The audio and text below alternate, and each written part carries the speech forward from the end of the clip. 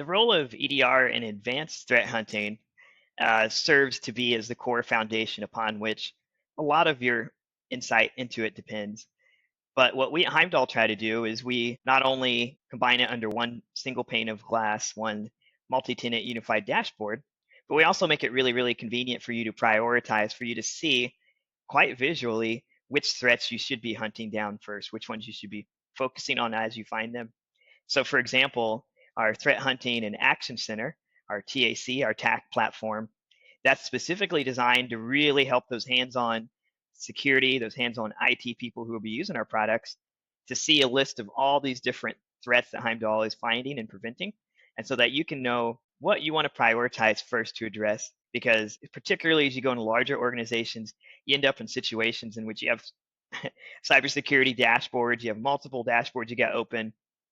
It's a real struggle to stay logged into those, as you probably know. If you got 5 different vendors for your cybersecurity stack, you're in one tab on your browser and then the other 4 log themselves out. Now you got to do the MFA on your phone again to get back logged in. So I would say one of the hardest parts of threat hunting and one of the keys that really ties into EDR is not just having it, but having it unified into one place with one screen where you can look at it, because then it not only gives you context into what the antivirus sees, for example, that portion of the EDR, but also the DNS security. What does it see? What does the ransomware encryption protection portion of it see? Instead of having all these different tabs that are constantly logging you out of them, you can instead have it under one place, one dashboard, but also in one screen, like our Threat Hunting Action Center, that's meant to simplify it, to unify it, to help you to know what would be best to prioritize first for you, your team to address within your organization. It's really convenient. It'll show you, you see a picture of the globe, a map. So it's really good if you have multiple locations as well.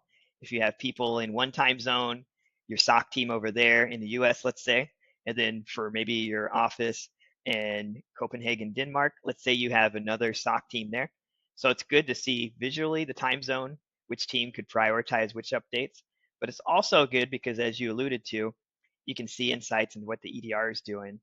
You'll see those alerts and you'll see a risk score kind of quantified, so then you know, okay, what should I be prioritizing for my SOC team to address?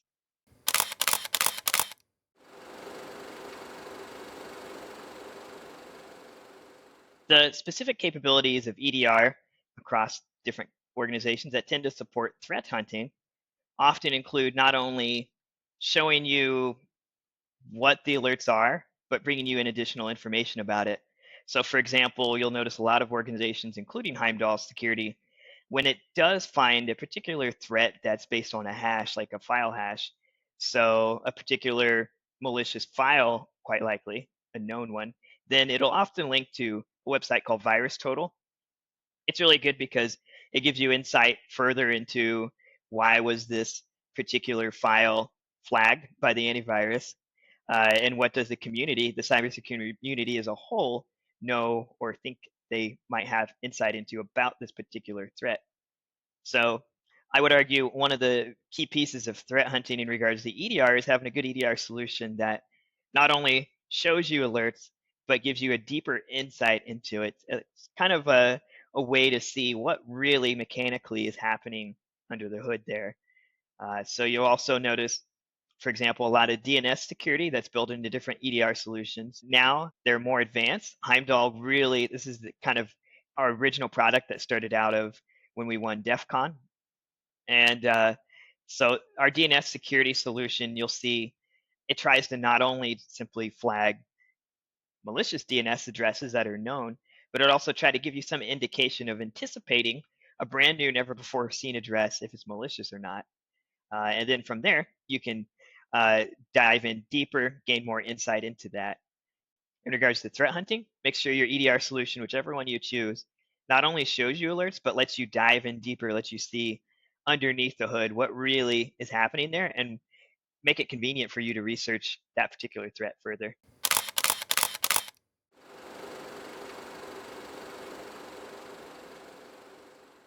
The main ways I see threat hunters use EDR in their work is hopefully you have an EDR solution that's really convenient and unified, as you really don't want to have your cybersecurity stack fragmented so vastly that you have 3, 4, 5 different tabs, each with a different piece of your EDR, each under a different vendor.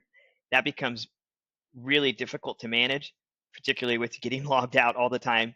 If you're in one tab for 15 minutes and the other 2 or 3, 4 might have logged themselves out, that's a struggle sometimes. So it's good to make sure you go in these modern times with a unified EDR solution. And in regards to threat hunting, you want to make sure your workflow is not only functional, but fluid, but smooth, but easy for your team. One of the, for example, key challenges I've noticed with organizations is you'll see it throughout the news over the last 10 years, especially, that obtaining and retaining cybersecurity talent, even still, is a very difficult challenge for organizations. And as part of that, you'll see a lot of churn in cybersecurity staff. We're often very understaffed in teams. There's a high demand for these skill sets that are still very much being developed without through our population. So one of the challenges is making sure whatever EDR solution you go for, that your threat hunters not only know how to use it, but don't find it extremely frustrating to use. You don't want to go for a solution that your team, for whatever reasons, are struggling to adopt, because you can handpick the best little piece of each part of the EDR puzzle. You can you could pick the best antivirus, you could pick the best DNS solution, ransomware encryption protection, and keep those all separate. But you don't want to do that. That would just really boggle down your organization and make it extremely frustrating for your threat hunting team.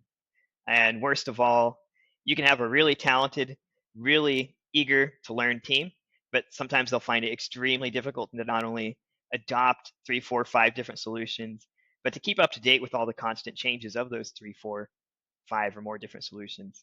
So I would say whatever company you go with for your EDR, make sure it's unified. Make sure your threat hunters like it. Let them try a hands-on trial.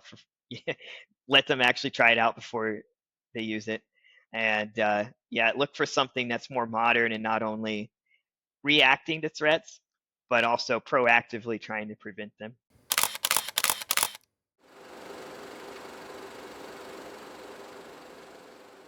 One of the key areas of EDR now you'll see is the proactive piece. And what that means often comes down to machine learning algorithms.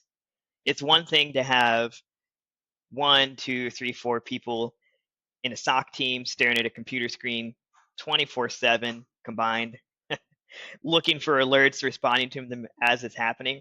But a lot of times that's completely unrealistic. And moreover, you want to be able to respond to threats super quickly. And if you have, for example, let's say you're watching your logs, you see a specific interesting DNS query come up. You see this IP address being called to repeatedly. Maybe there's a secure shell SSH out to it. So you want to be sure that if you see suspicious things come up, that you're able to discern very quickly if this is something that you need to put time into, something you need to look into. And then 2, if you do look into it, you want to be able to determine quickly, okay, is this malicious or not? So when looking at things that might be like an indicator of compromise, if you're looking for something that implies that you might have been compromised, may or may not, then you want to be sure that you no longer do it the old school way of only having eyes on the screen, just people sitting in front of a computer. But you also want to be sure you get a solution that implements machine learning into it to assist your staff, your coworkers, because these days, if you don't use machine learning, just know that either way the hackers are going to.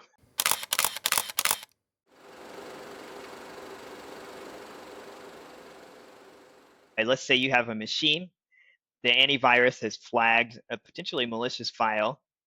It's interesting because those file definitions, as they're called, often correlate a file to its given file hash, and whether or not the cybersecurity community, whether or not your antivirus solution has flagged that particular file hash, that particular thumbprint, if you will, of a file, of an application is being malicious, then you have some insight into, okay, this file on my computer, this random .exe on my Windows machine, this might actually be malicious because according to my antivirus, it's flagged as saying it's this Trojan or perhaps it's this particular other piece of malware. And then you can look on the community as a whole. So one good thing I like to use, virus total. I also like to look up, uh, I don't know if you've ever used uh, a Reddit forum called NetSec, but it's really good. NETSEC. It's really, really good. It's a bunch of cybersecurity experts who are posting about the latest threats that they've seen, the latest things. So it's important as a threat hunter to have a good EDR solution that helps you prioritize things, but also gives you more insight into what it is you're seeing.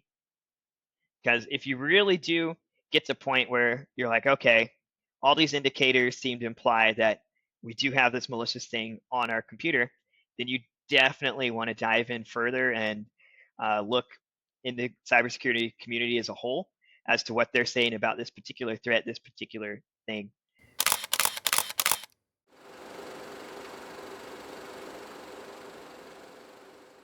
What we're seeing now is traditionally these AI models have been out of the reach of people. They've been hosted on some very expensive GPU clusters that hardly anyone in the world can afford. But now we're finding people have access to cutting edge models through API calls to big companies like Anthropic and OpenAI, which is great. But hackers can also now run things feasibly locally. So, for example, you could download OpenLlama and just run an LLM locally on your machine. So I think the future of threat hunting, the future of EDR will be further integrated with machine learning, with AI to help us stop hackers who are themselves using machine learning, using AI to scale up their attacks. So I don't think it's so much that we'll see extremely brand new types of attacks due to machine learning or AI. I just think the pure scale of it is going to be astronomical, mind blowing. We're already seeing that with email phishing attacks. No longer do scammers have to type up the email they're sending to you.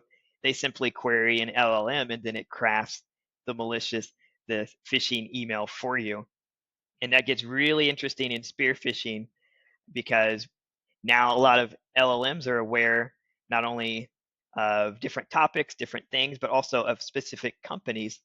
So it's really easy to use a completely free AI LLM tool to craft a very specific, very curtailed, honed in spear phishing email for a C-suite target, for a CEO, for any particular company, essentially, because those AIs know about those companies. They can make it really convincing, really kind of on target. And we're already seeing that with AI bypassing CAPTCHA and things at competitions like DEF CON. So I think the future of EDR is in the direction of AI ML being further integrated. And you'll see throughout our products that's been a key focus for many, many years from the start. And I think that's what we'll see further in the future in the development of this EDR solution and vulnerability threat hunting as a whole.